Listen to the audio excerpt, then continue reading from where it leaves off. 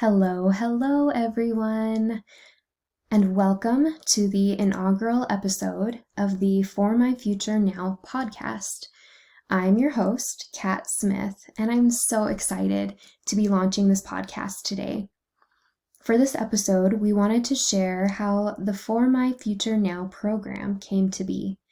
But before we get into that, we first want to invite you to subscribe to this podcast so you don't miss any future episodes. Okay, let's hop in. In August 2020, I came across an article from NPR entitled Photos: Why the Philippines Has So Many Teen Moms.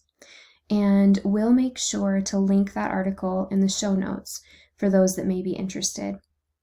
Due to my heritage as a Phil-M, a half Filipino, half Caucasian American, my interest was immediately piqued at seeing the title. Along with photos captured by Hannah Reyes Morales that so poignantly illustrate the reality of life as a teen mother, the author, Aurora Almendral, also paints a dire picture with the real-life stories of those teen mothers in the Philippines, which she interlaces with startling statistics. In August 2019, the Economic Development Agency in the Philippines declared the number of teen pregnancies as a national social emergency, which probably goes without saying, immediately shocked me.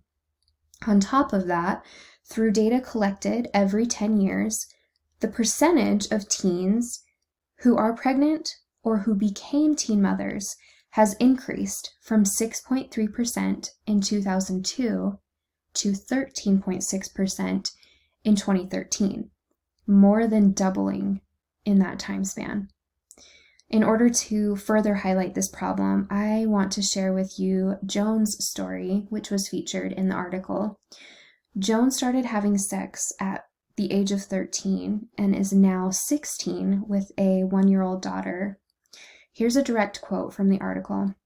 Quote, "Joan lives with 16 relatives on a small raft of bamboo poles and scavenged wood, tied to a broken cement pylon, bobbing behind a row of steel shipping vessels docked in Manila's fishport, a patchwork of spaces no larger than 2 king-size mattresses.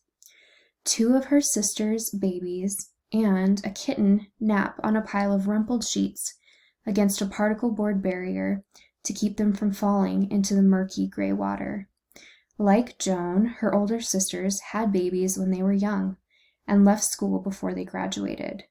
No woman close to her has ever had a good job. Her mother occasionally finds a day of work cleaning mussels on the concrete floor of the fishport. Her father brings in some money doing odd jobs at the port. The family is often hungry and thirsty and survives by begging sailors for food and water. Joan can't imagine a different kind of life." Close quote. Because of the often lifelong consequences of becoming a teen mother, Joan's story, which is similar to the stories of so many other teen mothers in the Philippines, along with those statistics shared earlier in the episode, is obviously concerning. Upon conducting further research, we learned that the high rates of teen pregnancy can mostly be attributed to 2 factors: a lack of access to birth control and inadequate comprehensive sex education curriculums. Certainly other factors are at play, but our program developers believe that dedicating our resources to high-quality sex education and lobbying for increased access to birth control is the best starting point. So with that brief background on our program, we conclude our first episode and want to thank you for joining us today. We invite you to follow us on all social media platforms to stay informed of our ongoing initiatives. For more information about our program and how you can help lower the rate of teen pregnancies in the Philippines, please visit our website at formyfuturenow.com. Thanks again, and we hope you tune in next time.